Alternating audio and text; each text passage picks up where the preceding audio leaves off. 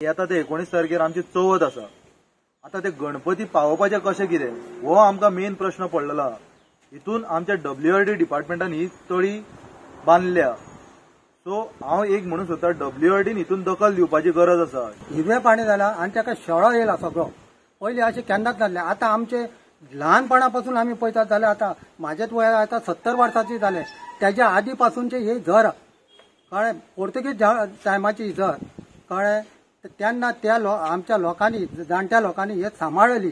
पण आता ही अशी जाल्या की हे सगळें कितें कितें जाता पळय भायल्या लोकांनी येवन सगळे पाड घातला हांगा सगळें सामकें पाड घातला।